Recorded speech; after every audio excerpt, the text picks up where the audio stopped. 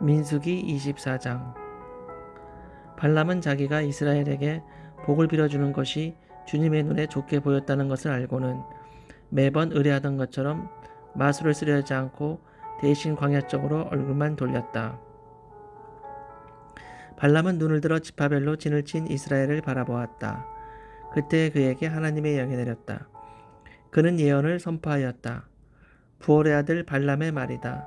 눈을 뜬 사람의 말이다. 하나님의 말씀을 듣는 사람의 말이다. 환상으로 전능자를 뵙고 넘어졌으나 오히려 두 눈을 밝히 뜬 사람의 말이다. 야곱아, 너의 장막이 어찌 그리도 좋으냐. 이스라엘아, 너의 사는 곳이 어찌 그리도 좋으냐. 계곡처럼 뻗었구나. 강가의 동산 같구나. 주님께서 심으신 침향목 같구나. 냇가의 백향목 같구나. 물통에서는 물이 넘치고 뿌리시는 물을 흠뻑 먹을 것이다.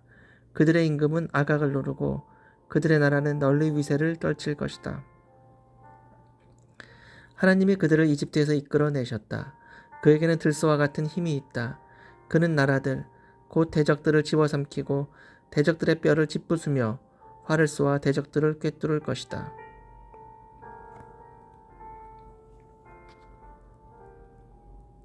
엎드리고 웅크린 모양의 수사자 같기도 하고 암사자 같기도 하니 누가 감히 일으킬 수 있으랴. 너에게 복을 비는 이마다 복을 받을 것이요 너를 저주하는 자마다 저주를 받을 것이다. 발락은 발람에게 크게 분노하여 주먹을 불끈 쥐고 떨면서 말하였다. 내가 당신을 부른 것은 내 대적을 저주하여 달라고 부른 것이었소. 그러나 보시오, 당신은 오히려 이렇게 3번씩이나 그들에게 복을 빌어 주었소. 이제 곧 당신이 떠나왔던 그곳으로 빨리 가 버리시오. 나는 당신에게 후하게 보답하겠다고 말하였소. 그러나 보시오, 주님께서 당신이 후하게 보답받는 것을 막으셨소. 발람이 발락에게 말하였다. 나에게 보내신 사신들에게도 내가 이미 말하지 않았습니까? 발락 임금님께서 비록 그의 궁궐에 가득한 금과 은을 나에게 준다 해도 좋은 일이든 나쁜 일이든 간에 주님의 명을 어기고 나의 마음대로 할 수 있는 일은 아무것도 없습니다. 나는 다만 주님께서 말씀하신 것만 말해야 합니다. 이제 나는 나의 백성에게로 갑니다. 그러나 들어보십시오. 앞으로 이 백성이 임금님의 백성에게 어떻게 할 것인지 내가 감히 말씀드리고자 합니다. 발람이 예언을 선포하였다. 부올의 아들 발람의 말이다. 눈을 뜬 사람의 말이다. 하나님 말씀을 듣는 사람의 말이다. 가장 높으신 분께서 주신 지식을 가진 사람의 말이다. 환상으로 전능자를 뵙고 넘어졌으나 오히려 두 눈을 밝히 뜬 사람의 말이다. 나는 한 모습을 본다.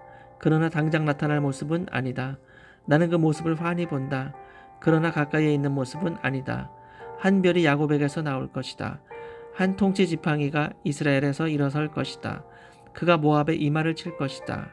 셋 자손의 영토를 칠 것이다.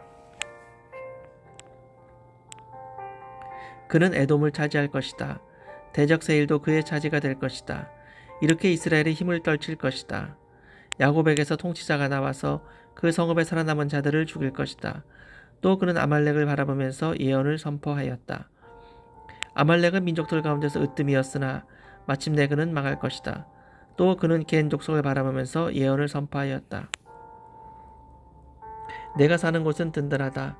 너희 보금자리는 바위 위에 있다. 그러나 가인은 쇠약하여질 것이다. 아시리아의 포로가 될 것이다. 또 그는 예언을 선포하였다. 큰일이다. 하나님이 이 일을 하실 때에 누가 살아남을 수 있으랴. 함대들이 키프로스 쪽에서 온다. 그것들이 아시리아를 괴롭히고 에벨도 괴롭힐 것이다. 그러나 그것들마저도 망하고야 말 것이다. 발람은 급히 길을 떠나서 그가 살던 곳으로 돌아갔다. 발락도 제가 갈 곳으로 갔다.